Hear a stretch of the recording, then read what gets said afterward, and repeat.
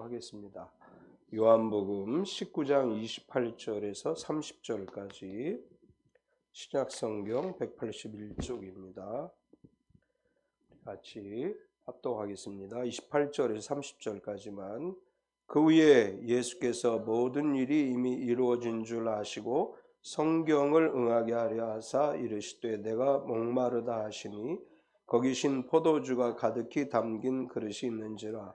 사람들이 신 포도주를 적신 해면을 우슬초에 메어 예수의 입에 대니 예수께서 신 포도주를 받으신 후에 이르시되 다 이루었다 하시고 머리를 숙이니 영원히 떠나 가시니라. 아멘. 이제 우리가 지난주까지 살펴본 말씀에서 빌라도는 예수님을 무죄로 풀어줄 수 있는 권한이 있음에도 유대 지도자들의 협박에 못 이겨서 십자가 처형을 언도하게 됐다. 이제 그런 이야기를 나누었고, 예수님은 성경에 예언되어진 대로 모든 인류를 위한 속죄의 희생의 어린 양이 되셔서 십자가에 달리셨다. 이제 지난주에 이런 이야기를 나눴습니다. 또 빌라도는 예수님의 십자가에 나사렛 예수 유대인의 왕이라고 하는 말을 히브리 말과 로마어 헬라 말로 써서 십자가에 달게 했다. 이제 그러니까 유대 지도자들이 거칠게 항의하면서 유대인의 왕이라고 쓰지 말고 자칭 유대인의 왕이라고 쓰라 이렇게 요구했지만, 빌라도는 나는 내가 쓸 것을 썼다 이렇게 말하면서 유대 지도자들의 요구를 거절하게 됩니다. 오늘은 예수님께서 십자가에 못 박히셔서 숨을 거두시는 장면, 이제 원래는 장사 지내는 장면까지 나누려고 했는데 오늘은 이제 십자가에 숨을 거두시는 장면까지를 나누려고 합니다. 마태, 마가, 누가, 요한복음을 이제 전체적으로 살펴보면 예수님께서 빌라도에게 사형 언도를 받으신 시간은 오전 6시에 해당하는 시간입니다. 매우 이른 아침에, 이제 왜냐하면 중동 지역은 너무 무덥기 때문에 이른 아침부터 이제 활동을 하게 되고, 그래서 오전 6시에 사형 판결을 받게 되고, 그리고 십자가에 달리신 시간이 오전 9시에 십자가에 달리시게 됩니다. 그리고 숨을 거두신 시간은 가장 뜨거운 정오를 지나고 1시, 2시를 지나서 오후 3시에 숨을 거두시게 됐다. 복음서들에 보면 그렇게 기록을 합니다. 예수님이 십자가에 달린 시간과 죽으신 시간에 대해서 마가복음 15장 25절에 보면 때가 제3시가 되어 십자가에 못 박으니라. 그리고 15절에서 37절까지 이제 쭉 요약해 보면 제6시가 되면 온 땅에 어두움이 임하여 제9시까지 계속하더니 예수께서 큰 소리를 지르시고 운명하시다. 십자가에 달리신 시간이 제3시라고 되어 있어요. 제3시는 유대인들, 히브리인들의 시간이고, 이 시간을 현대 시간으로 계산하면 오전 9시가 됩니다. 제3시에 달리셨다는 것은 오전 9시에 달리셨다는 것이고, 제6시는 오후 3시를 말하는 거예요. 그래서 오전 9시에서부터 오후 3시까지 6시간 동안 십자가에 못 박히셔서 달려 계셨고, 그리고 물과 피를 다 쏟으신 다음에 오후 3시에 돌아가셨습니다. 이제 과학적으로 예수님이 십자가에 달린 날짜는 도대체 언제일까? 이걸 연구하는 사람들이 있었습니다. 굳이 막 이렇게까지 연구를 해야 되나 싶은데, 누가 제일 먼저 이걸 연구했느냐 하면 아이작 뉴턴이 연구를 했다 그래요. 아이작 뉴턴이 예수님이 돌아가신 날이 정확하게 언제일까 날짜 환산을 해봤는데, 유대 달력의 니산월 14일에 이제 돌아가신 것을 근거로 해서 추적을 해보니까 히브리 음력과 율리어스 양력 달력을 가지고 제일 처음에 아이작 뉴턴이 이제 계산을 해보니까 AD 34년 4월 23일 금요일이었다. 이렇게 이제 날짜를 아이작 뉴턴이 얘기를 했습니다. 이제 그 후에 또 다시 연구하는 사람들이 나왔는데 1991년에 영국 황실 천문학자인 존 프리시라고 하는 사람이 자기가 나름대로 계산해 보니까 뉴턴의 계산이 실수였다. 약간 실수가 있었고 잘못됐다. 그래서 자기가 연구해서 바로잡은 바에 의하면 AD 33년 4월 3일이다. 이렇게 존 프리시라고 하는 사람이 자기 계산 방법을 이야기했습니다. 그 후에 컴퓨터 계산을 통해서 천문학자 브래들리 스캐퍼라고 하는 사람도 AD 33년 4월 3일 금요일이 십자가에 달린 날이다. 이렇게 자기 연구 결과를 발표했고 2003년에 천문학자인 리브 마이시어와 티브어 리우 암노유라고 하는 두 사람이 다시 컴퓨터 프로그램을 통해서 예수님이 십자가 돌아가신 날을 계산해 보니까 동일하게 AD 33년 4월 3일 3시에 운명하셨다. 이렇게 일치하는 이제 연구 결과가 나왔습니다. 그래서 이제 이분들의 주장대로라면 예수님께서 십자가에 달리신 날은 AD 33년 4월 3일이고 부활하신 날은 4월 5일 아침이었다. 뭐 그 날짜가 꼭 아니더라도 상관은 없는데 어쨌거나 이제 연구한 바에 의하면 그렇대요. 이 부활절이 매년에 같은 날이 아니죠. 성탄절은 12월 25일이니까 이 성탄절은 그냥 쉬운데 부활절은 자꾸 해마다 바뀌어요. 왜 이렇게 날짜가 바뀌느냐? 이제 그 이유는 그레고리력에 의해서 정해진 방식을 따르기 때문이라고 합니다. 이제 그레고리력에 의한 계산 방법에 의하면 춘분이 지나고 나서 첫 번째 보름달이 뜨는 날이 속한 그 주일이 그 주가 이제 부활절이 되는 거예요. 그러니까 올해 2024년 춘분은 언제예요? 3월 20일이었어요. 3월 20일 수요일. 그리고 춘분이 지나고 첫 번째 보름달이 뜨는 날은 언제예요? 모르죠. 그걸 알면 달력 보면 나와요. 음력 보름 2월 보름을 보면 나오는데 3월 25일이에요. 그러니까 춘분이 지나고 보름달이 뜨는 날이 속한 주일이 부활절이에요. 그러니까 춘분이 3월 20일이고 보름달이 뜨는 날이 3월 25일이고 그래서 부활절은 3월 31일이 되는 거예요. 해마다 춘분을 기점으로 한다. 이제 그레고리력에 의한 이 부활절 이제 이 추산법이 이제 추산법인데 그래서 올해는 3월 31일이 부활절입니다. 예수님의 죽으심과 부활에 관련된 이야기를 이제 쭉 사실은 다 나누려고 하다가 오늘은 예수님이 죽으신 이야기 속에서 이야기를 나누려고 하는데 제목은 죽으신 예수님이라고 정했는데 이제 오늘 가상칠언에 대해서 살펴보려고 합니다. 가상칠언 많이 들어봤죠? 예. 기억나세요? 가상칠언이 뭔지? 예, 해마다 이 사순절이 되거나 아니면 종료주일이 되면 새벽기도 시간에 가상칠언을 하든지 뭐 금요일날 하든지 해서 가상칠언을 많이 얘기를 했어요. 네, 가상칠언 그러면 다 기억나죠? 뭐예요? 십자가상에서 하신 7 말씀이라고 하는 뜻이에요. 예수님께서 오전 9시에서 오후 3시까지 6시간 동안 십자가에 달려 돌아가시는 6시간 동안에 마태, 마가, 누가, 요한복음에 보면 예수님이 하신 말씀이 7가지가 기록되어져 있어요. 그래서 이것을 우리는 가상칠언, 십자가상에서 하신 7 말씀이다 해서 가상칠언이라고 이야기하고 뭐 해마다 이것을 살펴보긴 했는데 오늘도 한번 가상칠언을 간략하게 살펴보려고 합니다. 예수님이 십자가상에서 하신 첫 번째 말씀은 무슨 말씀을 하셨을까요?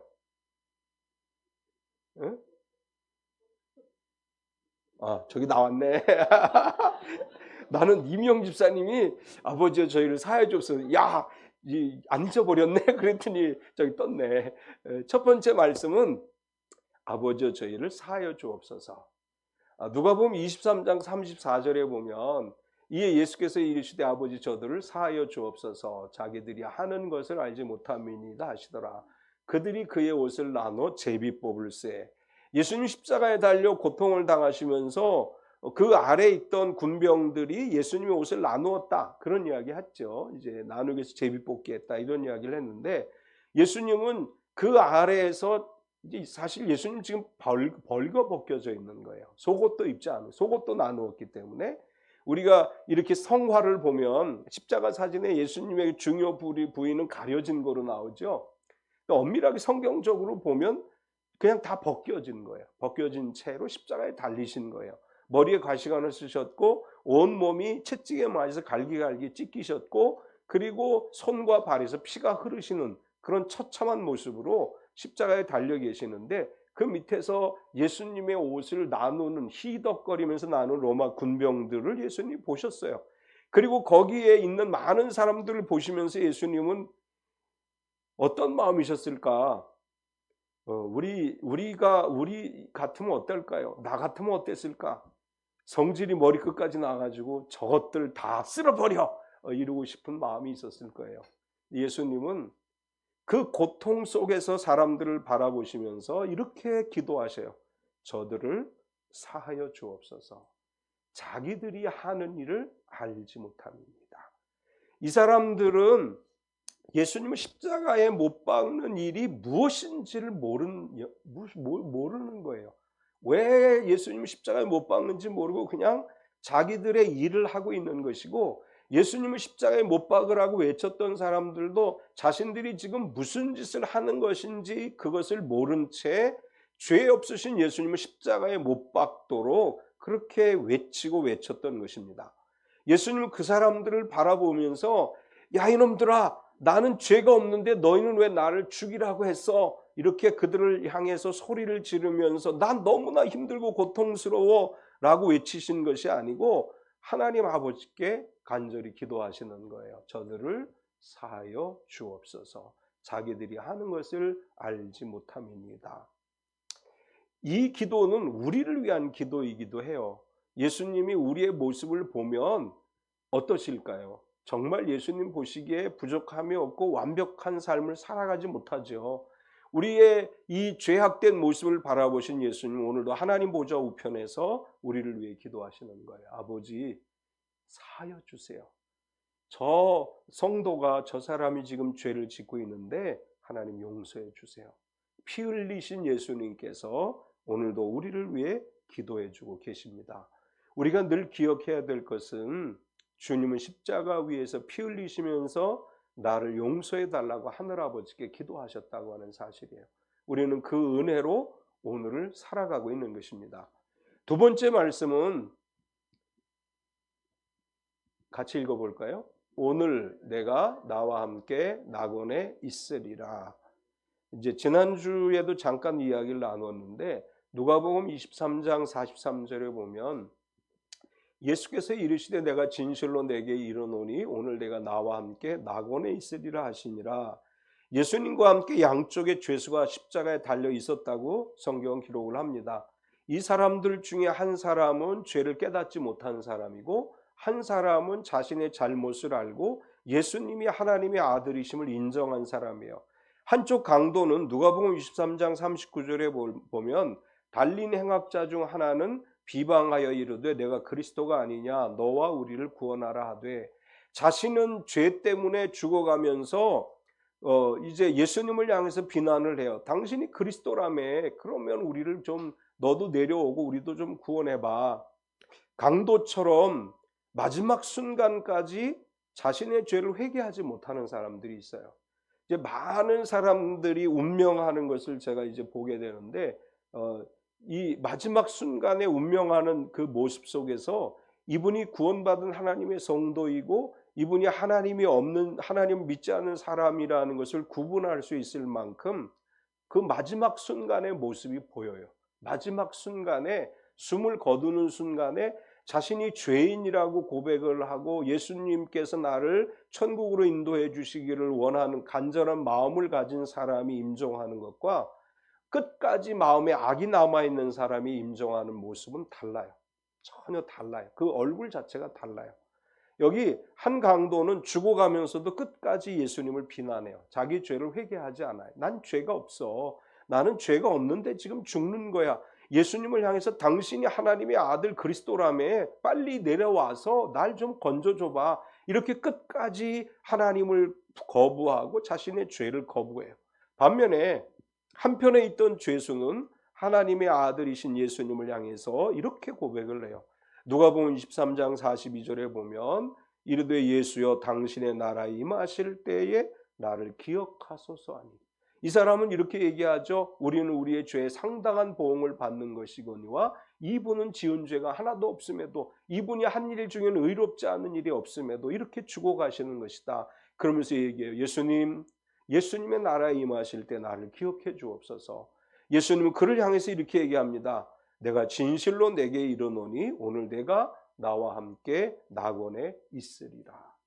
우리가 항상 마음속에 염두에 둬야 될 것은 내가 어느 순간에 주님의 부름을 받을지 모르는데 내가 주님의 부르심을 받는 그 순간에 나의 믿음을 고백할 수 있어야 된다고 하는 거예요. 주님, 내가 여기 있습니다. 나를 받아주시옵소서. 나의 영혼을 받아주시옵소서. 주님의 나라에 나를 인도해 주옵소서. 이것이 우리 신앙이 되어야 되고 항상 이 믿음 가운데 살아가는 삶이 되어야 될 줄 믿습니다. 주님 우리에게 이렇게 말씀하세요. 나와 함께 낙원에 있으리라. 우리가 갈 곳은 낙원이요 천국임을 믿습니다. 여러분 중에 한 사람도 지옥에 가지 않게 될 줄 믿습니다. 세 번째 예수님의 말씀은 여자여 보소서 아들이니이다. 보라 내 어머니니라. 이제 지난주에 나눈 말씀인데 요한복음 19장 26절에서 27절까지 보면 예수께서 자기 어머니와 사랑하시는 제자가 곁에 서 있는 것을 보시고 자기 어머니께 말씀하시되 여자여 보소서 아들이니이다 하시고 또 그 제자에게 이르시되 보라 내 어머니라 하신대 그때부터 그 제자가 자기 집에 모시니라. 25절에 예수님 곁에 있었던 어머니 이모 글로바의 아내 마리아 막달라 마리아에 대한 이야기를 합니다. 그들이 울고 있을 때 예수님이 울고 있는 마리아 어머니를 향해서 이야기하죠. 여자여 보소서 아들입니다. 마리아는 인간적으로 참 가슴 아픈 사람이죠. 성령께서 그의 몸속에 아이를 잉태하게 함으로 해서 약혼을 했는데 정혼한 남자 요셉에게 버림받을 뻔했고 그리고 돌에 맞아 죽을지도 모르는 아픔을 겪어야만 했습니다. 결혼하기로 약속을 했는데 아이를 임신했기 때문에 이제 결혼할 요셉에게 얼마나 미안한 마음이 있었겠어요. 이제 요셉은 약혼을 하고 이제 결혼하기로 다 정하고 내가 이제 마리아와 결혼해서 행복하게 살아야지. 그런데 아이를 임신한 거예요. 그리고 아이를 낳기까지 동침하지 않았다. 성경에 그렇게 기록을 해요. 요셉의 입장에서 보면 마리아를 데리고 오는 것은 그렇게 쉬운 일이 아니었습니다. 마리아 입장에서 보면 요셉에게 얼마나 미안한 일이에요. 자기 잘못도 아니에요. 그럼에도 불구하고 미안한 마음이 있었겠지요. 그리고 자기가 낳은 아들이 죽어가는 모습을 바라보아야만 했던 가슴 아픈 어머니를 향해서 예수님은 이야기합니다. 여자애 보소서 아들입니다. 그리고 요한에게 뭐라고 얘기해요? 내 어머니니라. 요한이 그날부터 마리아를 자기 어머니처럼 모셨다. 이것이 세 번째 말씀이고 네 번째 말씀은 우리가 너무나 잘 아는 엘리 라마 사박다니라고 하는 말씀이에요. 마태복음 27장 46절을 보면 제9시쯤에 예수께서 크게 소리질러 이르시되 엘리 라마 사박다니 하시니 이는 곧 나의 하나님 어찌하여 나를 버리셨나이까 하는 뜻이라.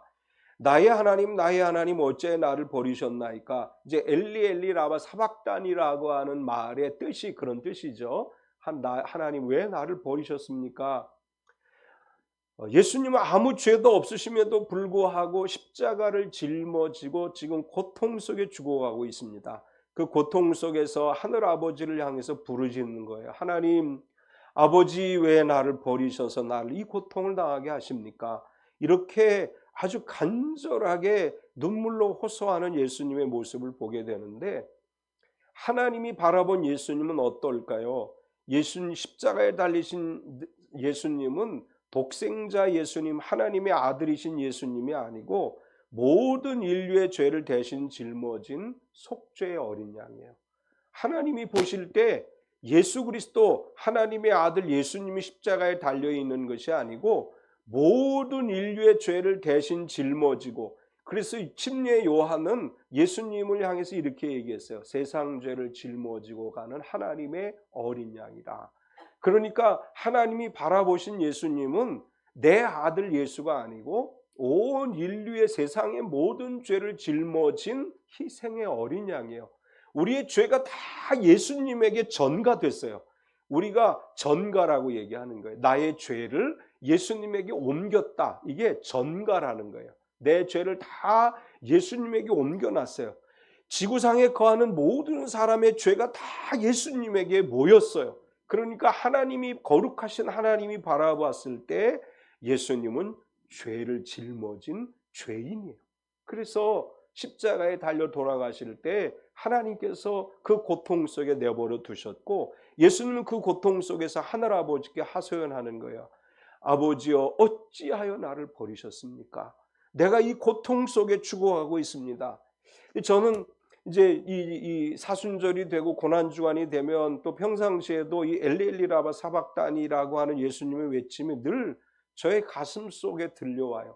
저는 이 말씀을 처음 제가 설교를 준비할 때 저에게 이런 말씀으로 주셨어요. 예수님이 왜 하나님을 향해서 엘리 라마 사박다니 하고 외쳤느냐?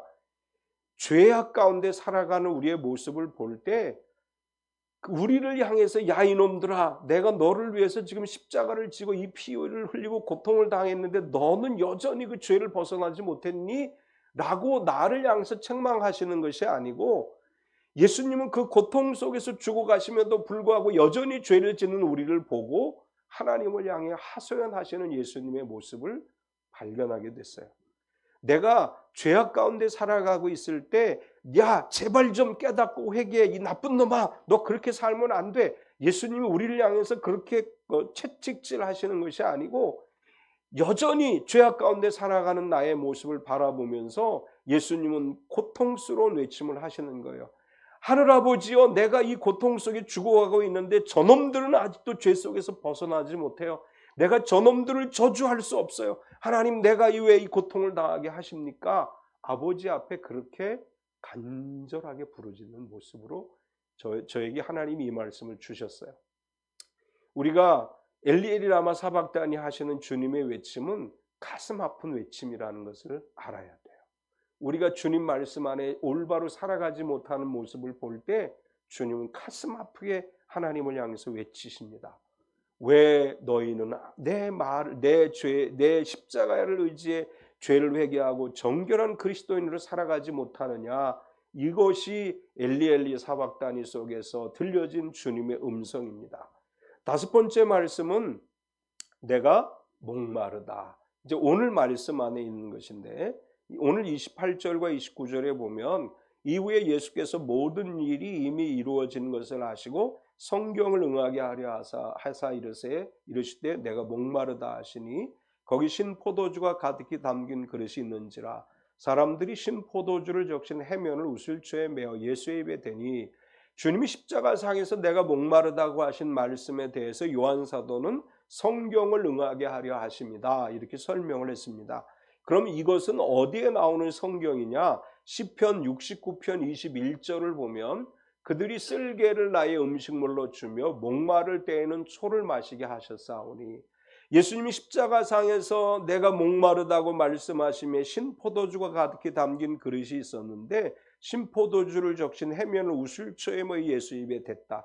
사실 이것은 이제 우리가 왜 이렇게 수술하고 이럴 때 그 수술할 때 뭐 마취 하잖아요. 여기 신포도주의 해면에 적신 우슬초에 입에 댔다는 것은 약간의 마취 효과가 있는 거예요. 통증으로 고통당하는 예수님에게 그 통증을 조금 완화시켜 주고자 하는 목적에서 포도주를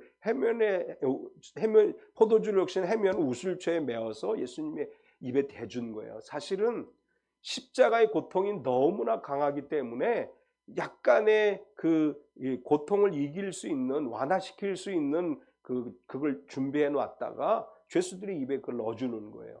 예수님이 그렇게 고통당하실 것을 시편은 이미 예언을 했어요. 쓸개를 나의 음식물로 주며 목마를 때에는 초를 마시게 하셨사오니, 십자가의 고통을 당할 때 약간의 그 고통을 덜어주기 위해서 이렇게 그들이 준비할 것이고 예수님이 그런 고통을 당하실 것이다 라고 성경이 예언하고 있습니다.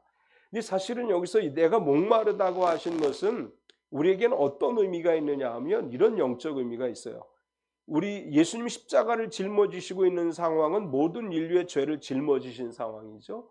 우리가 죄 가운데 살아가면 영적 갈급함을 느낀다는 거예요. 죄 안에 살아가면 우리의 영은 계속해서 갈급함을 느끼는 거예요. 죄 문제를 해결하지 못하고 믿음 안에 살아가지 못하면 나의 영은 끊임없이 목마르게 되고 끊임없는 갈증을 느끼게 돼요. 이제 바다에서 배가 파선을 해서 파선을 하게 되면 목이 마를 때 사람들이 바닷물을 먹으면 소금물을 먹는 거기 때문에 갈증은 더 심해진다 그러죠. 죄 가운데 있으면서 우리가 그 죄 문제를 해결하지 못하면 마치 소금물을 먹는 것과 같이 계속해서 영적 갈급함을 느끼는 것이고, 이 영적 갈급함을 해결할 수 있는 것은 오직 말씀과 성령의 생수로 해결할 수 있는 것입니다. 우리는 죄 가운데 거하는 인생이 아니라 늘 말씀을 묵상하고 성령의 인도하심에 따라서 말씀과 성령의 생수를 통해 영적 갈급함을 해결해야 된다고 하는 의미를 여기서 담고 있는 것입니다. 여섯 번째 말씀은 오늘 우리가 읽은 30절의 말씀인데, 다 이루었다. 우리 같이 읽겠습니다. 예수께서 신포도주를 받으신 후에 이르시되 다 이루었다 하시고 머리를 숙이니 영혼이 떠나 가시니라.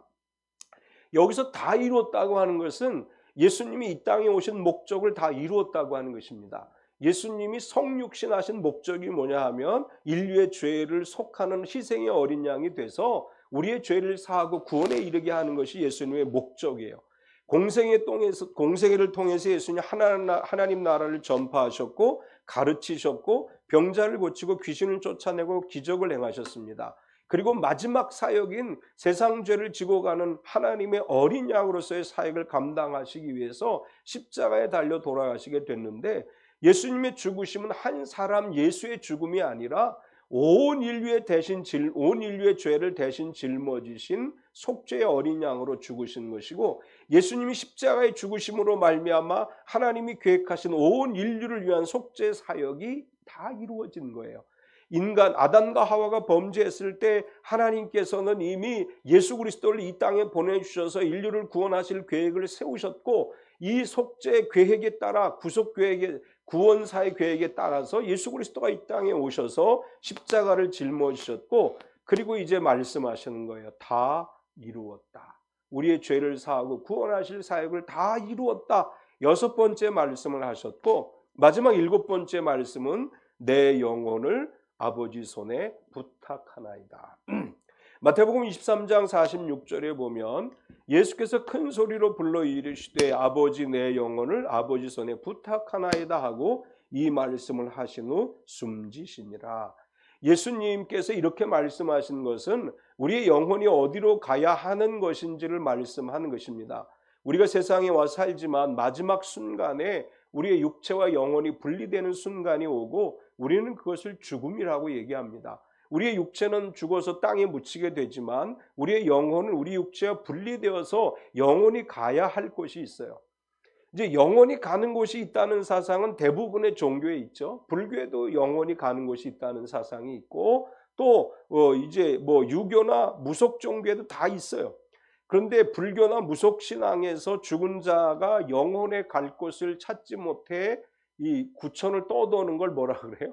귀신이라고 그러죠. 그걸 이제 이렇게 생각을 하는 거예요. 이 영혼이 자기가 어디로 가야 될지 모르니까 못 가고 이 구천을 떠돌고 있다. 이제 이렇게 불교나 무속 신앙에서 이야기하는데, 성경은 아니라고 분명하게 얘기해요.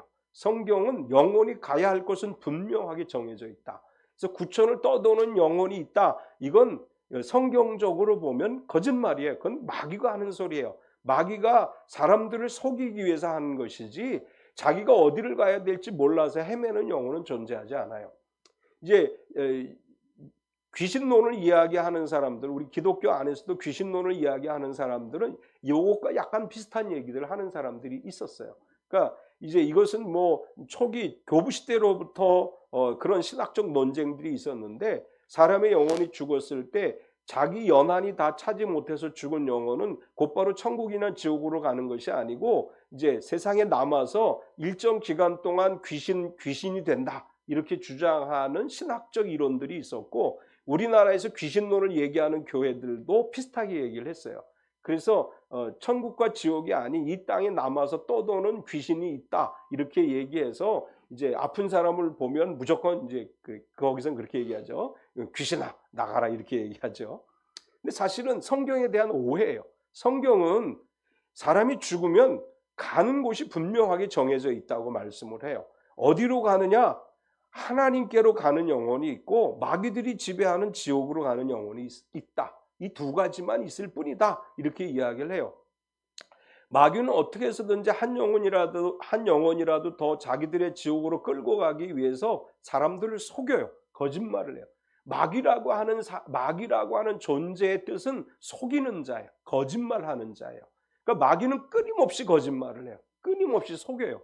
그래서 종교를 가지고 사람을 속이고 또 지식을 가지고 사람을 속이고 철학을 가지고 사람을 속여요. 하나님은 그러한 속이는 자들과 달리 진리의 하나님이셔요. 성경이 말씀하신 대로 모든 것이 이루어지는 것이고 성경이 말씀하신 대로 우리가 죽으면 우리의 영혼은 하나님 나라로 가든지 지옥으로 가는 거예요. 하나님은 한 영혼도 지옥 가는 것을 기뻐하지 않으셔요. 우리가 저 사람 버린 사람이야, 저 사람은 하나님이 버렸어, 성경의 개념에서는 하나님은 버리지 않으셔요. 어떤 사람이든지 하나님은 구원하시길 원하시는 거예요. 누가 됐든지 그 사람이 아무리 흉악한 죄를 지어도 하나님은 그 사람의 영혼을 구원하기 원하셔요.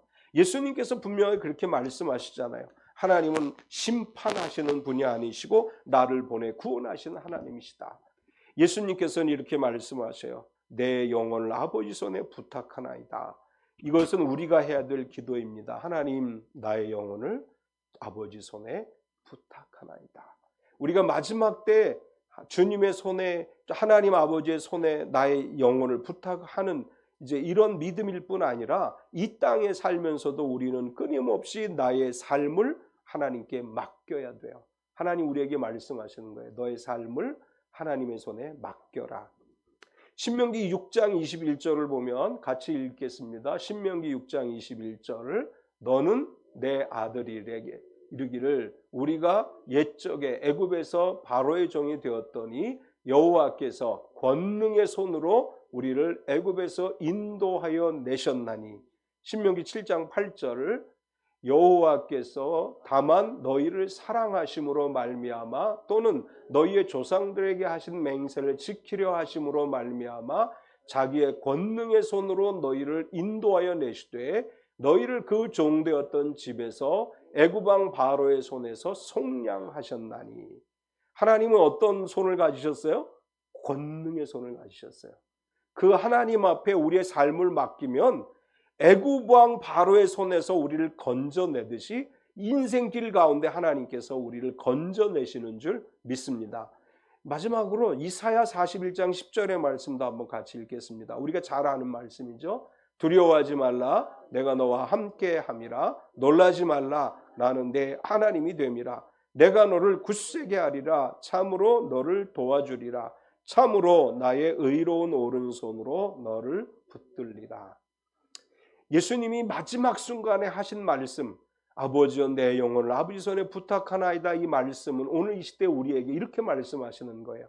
너의 삶을 권능의 하나님께, 하나님의 손에 맡겨라. 의로운 오른손으로 붙잡아 주시는 하나님께 너의 인생을 맡겨라. 하나님께서 너의 인생을 지켜주실 것이고 너의 영혼을 천국으로 인도해 주실 것이다. 주님이 오늘 우리에게 이렇게 말씀하시는 줄 믿습니다. 예수님께서 십자가에서 하신 말씀은 우리를 너무나 사랑하시기 때문에 우리를 향해 책망하시는 것이 아니라 우리의 죄를 사해달라고 기도해 주시고 속죄의 어린 양으로서 우리를 위해 오늘도 눈물로 기도하시며 너의 모든 삶을 하나님 아버지의 전능하신 하나님 능력의 오른손에 너의 삶을 맡기라 이렇게 말씀하시는 것입니다. 모든 것 주님께 맡기고 주의 은혜 가운데 살아가는 저와 여러분의 삶이 되시기를 축원합니다.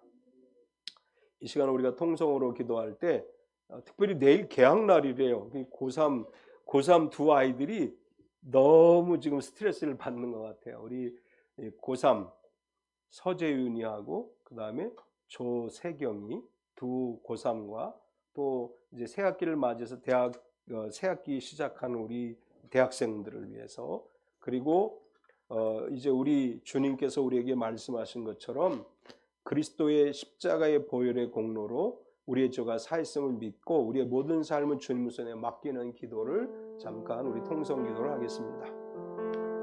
할렐루야. 거룩하신 하나님 감사합니다. 주님의 크신 은혜와 사랑 안에서 오늘도 우리가 주님을 예배하며 주의 말씀을 들었습니다. 우리 주님 십자가에 달리면서 하신 7 말씀을 돌아봤습니다. 예수님 십자가에 달려서 고통 중에서도 우리를 향해 단 한마디의 비판과 책망도 하지 않으시고 우리를 향해서 야단도 치지 않으시고 친히 우리의 죄를 사해 주옵소서 기도하셨고 내 영혼을 아버지 손에 부탁합니다. 끝까지 우리가 어떻게 살아가야 되는지를 말씀해 주셨습니다. 6시간의 그 긴 고통의 시간 속에서 주님은 그 눈물의 고통 속에서 피 흘림의 고통 속에서 우리를 염려하시고 우리를 위해 기도하셨음을 보았습니다. 사랑하는 하나님, 우리가 온전히 하나님의 그 크신 사랑과 은혜를 잊지 않고 기억하게 하여 주시옵소서. 사랑하는 주님, 특별히 우리 사랑하는 고3 이제 서재윤과 조세경이를 위해서 기도합니다. 주님께서 사랑하는 우리 세경과 또 재윤이를 축복해 주셔서 새로 시작되어지는 고등학교 3학년 생활을 잘 감당해서 올 한 해 대학 입시를 잘 치르게 하시고 하나님 안에서 하나님이 주시는 귀한 은혜와 복을 누리는 사랑하는 아들과 딸이 되게 하여 주시옵소서. 지치지 않게 하시고 또한 피곤하지 않도록 붙들어 주시고 항상 하나님 은혜 속에서 하나님의 영광을 드러내는 귀한 삶이 되어지도록 축복하여 주시옵소서. 사랑하는 하나님, 또 대학생활을 시작하는 새롭게 복학을 하고 새롭게 입학을 해서 대학생활을 시작하는 자녀들을 축복해 주시고 하나님의 은혜와 복을 누리는 귀한 삶이 되게 하여 주시옵소서. 거룩하신 하나님, 진실로 하나님의 은혜가 우리의 삶 가운데 임하기를 원합니다. 주님의 능력으로 주님의 인도하심으로 우리가 살아가게 하시고 우리의 삶을 권능의 손 안에 의로우신 하나님의 손 안에 우리의 삶을 맡겨드리고 하나님 안에 붙잡힌 바 된 삶을 살아가는 삶이 되게 하여 주시옵소서. 진실로 우리가 하나님 바라보고 의지함으로 하나님의 은혜를 누리며 살아가는 삶이 되기만을 원합니다. 하나님의 임재하심 앞에 서서 하나님의 영광을 드러내는 삶이 되기를 원합니다. 사랑하는 하나님, 우리를 붙들어 주시고 우리와 함께 해주시고 우리의 삶에 하나님의 은혜를 채워주시옵소서. 온전하시고 정의로우신 하나님만 바라보고 의지합니다. 하나님께만 우리가 더 가까이 나아가기를 원합니다. 우리의 삶을 통해 하나님의 영광이 드러내게 하시고 우리의 삶을 통해 하나님의 선하심이 나타나게 하여 주시옵소서. 오 람바라바리아라 쇼레소리아라마리아라 쇼레소리아라마리아라 코리아라마라마리아라 쇼레소리아라마리아라 쇼레소리아라마리아라 요아라마라마라마리아라 쇼레소리아라마리아라 쇼레소리아라마리아라 주님 함께 하시옵소서. 주님 함께 하여 주시옵소서. 주님의 은혜로 채워주시옵소서. 사랑하는 주님, 우리 재윤이를 지켜주시고 세경이를 지켜주시옵소서. 고3 생활 잘 감당하게 하시고 또한 정신적으로 육체적으로 지치지 않게 하여 주시고 항상 희망을 잃지 않게 하시고 하나님의 능하신 손 안에서 한 해를 잘 견디어내게 하여 주시옵소서. 또 이제 새학기를 맞이해서 복학하고 새학기를 시작하는 우리 대학생 자녀들을 축복해 주셔서 즐거운 학교 생활이 되게 하여 주시옵소서. 오늘 주님이 십자가에 달려 돌아가시며 하신 7 말씀을 나누었습니다. 주님께서 십자가 그 고통 속에서도 우리를 사랑하시고 우리를 용서하시고 우리를 위로해 주시는 말씀을 주셨음을 압니다. 우리가 그 은혜를 잊지 않고 살아가게 하시고 언제나 우리의 삶을 주님 앞에 맡기며 살아가는 삶이 되게 하여 주시옵소서. 예수님의 이름으로 기도드리옵나이다. 아멘. 하늘 보자 같이 찬송 드리겠습니다.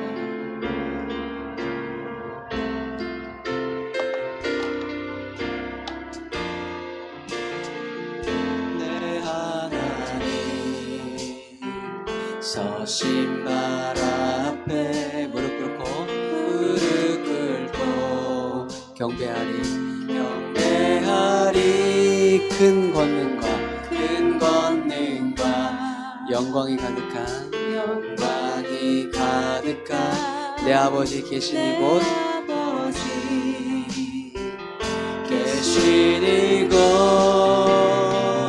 오 하나님 그 빛난 얼굴 배우며 두 손 들고 나가리 존귀와 영광과 능력을 그 하늘 보좌 위에 주님께 오 하나님 그 빛난 얼굴 배우며 두 손 들고 나가리 찬송과 존귀와 영광과 능력을 그 하늘 보좌 위에 주님께